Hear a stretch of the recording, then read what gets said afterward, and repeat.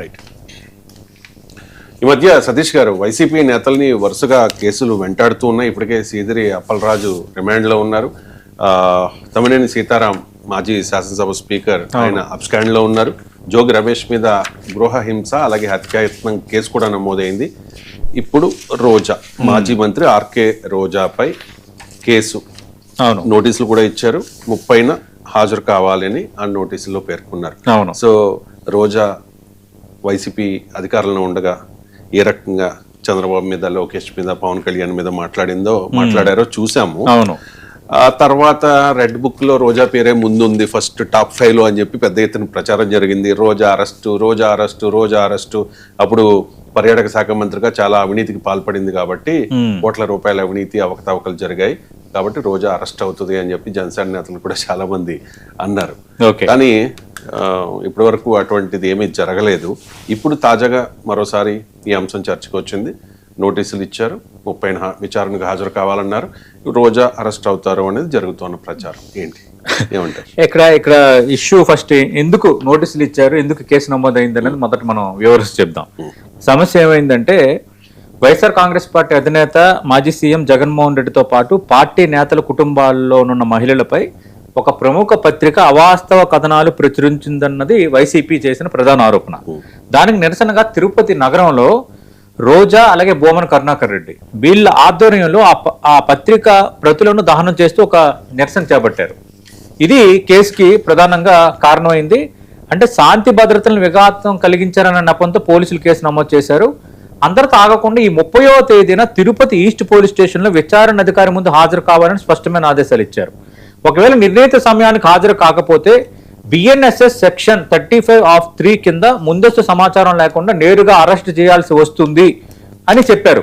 అంటే ఇక్కడ ఏంటంటే విచారణ అధికారి ముందుకు హాజరు కావాలని చెప్పారు. ఈరోజు డేట్ ఎంత? 27. ఇంకా 3 రోజుల సమయం ఉంది. ఈ 3 రోజుల్లోపు ఎవరైతే ఈ నోటీసులు ఇచ్చారో, కేసు నమోదైందో ఆ విచారణ అధికారి ముందు వీళ్ళు హాజరు కాకపోతే అరెస్ట్ చేస్తారు. నాకు తెలిసిన సమాచారం మేరకు బోమన రోజా హాజరు కాకపోవచ్చు. అంటే 30వ తారీఖున బోమన రోజా అరెస్ట్ ఖాయం అన్న వాతావరణం కనిపిస్తోంది. ఎందుకంటే మేము చేసిన దాంట్లో తప్పే ఉంది అన్నది ఇప్పుడు వైఎస్ఆర్ కాంగ్రెస్ పార్టీలో ఒకరితో మాట్లాడినప్పుడు ఆఫ్ ది రికార్డుగా చెబుతోంది. ఇక్కడ వైఎస్ఆర్ కాంగ్రెస్ పార్టీ వాదన ఏంటి? కక్ష సాధింపు చర్యలకు పాల్పడుతున్నారు, పత్రికా స్వేచ్ఛ ముసుగులో తమ నేతల కుటుంబాల్లో మహిళలను అపకీర్తి పాలు చేస్తుంటే చూస్తూ ఊరుకోవాలా అన్నది రోజా అడుగుతున్న అంశం. అందుకు ఇదంతా చూస్తుంటే 30వ తారీఖున ఆమె విచారణ అధికారికి ముందు హాజరయ్యే అవకాశాలు దాదాపు లేవు.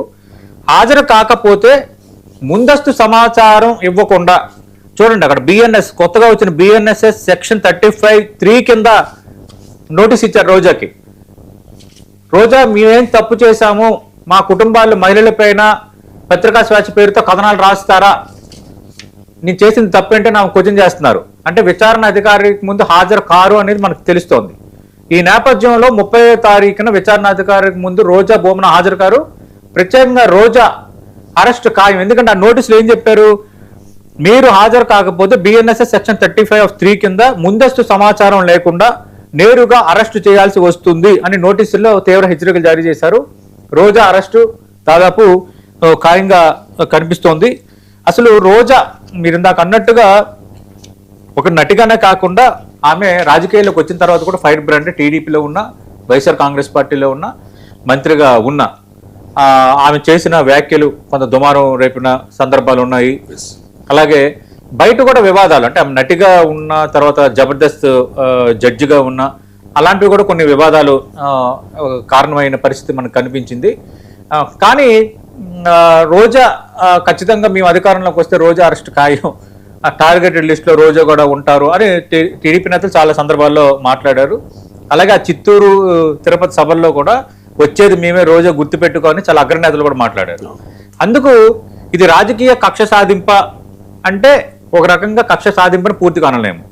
కానీ అదే సందర్భంలో బిఎన్ఎస్ఎస్ 35(3) కింద నోటీస్ ఇవ్వడం అనేది ఇంట్రెస్టింగ్. ఇక్కడికి ఏంటంటే సిఆర్పిసి కింద ఇవ్వాలి, కానీ బిఎన్ఎస్ఎస్ 35(3) కింద ఇచ్చారంటే ఇప్పుడు ఈ కొత్త చట్టం వచ్చింది. కొత్త చట్టంలో ఇది ఎందుకు కీలకం అంటే ముందస్తు సమాచారం లేకుండా అరెస్ట్ చేస్తా ఉన్నారు. అందులో నేను మాట్లాడిన దాంట్లో తప్పే ఉందని అంటుంది.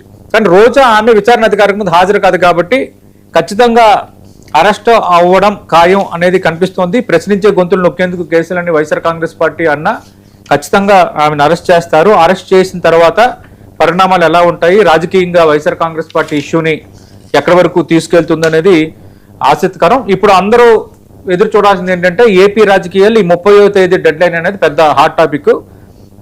ఒకటే భూమన హాజరవుతారా, న్యాయ పోరాటానికి సిద్ధమవుతారా, రోజు హాజరవుతారా, న్యాయ పోరాటానికి సిద్ధమవుతారా, హాజరు కాకపోతే అరెస్ట్ చేస్తామని BNS 35(3) కింద నోటీస్ ఇచ్చారు. కాబట్టి ముందస్తు సమాచారం లేకుండా రోజా అరెస్ట్ చేస్తారా? రోజా అయితే ఈ విషయంలో అరెస్ట్ కావడానికి సిద్ధంగా ఉన్నట్టుగా మనకు అందుతున్న ఇన్ఫర్మేషన్. నేనెందుకు సమాధానం చెప్పాలి, పత్రికా స్వేచ్ఛ పేరుతో నచ్చినట్టుగా రాస్తారా, నేను ఏం తప్పు చేశాను అన్నది ఆమె అడుగుతున్నది. మరి ఇప్పుడు పోలీసులు ఆ విధంగా సెక్షన్స్ ఇచ్చారు కాబట్టి ఆమె అరెస్టు అయితే మాత్రం కొంత రాజకీయంగా కొంత దుమారం రేగే అవకాశం కనిపిస్తుంది. Neat leakage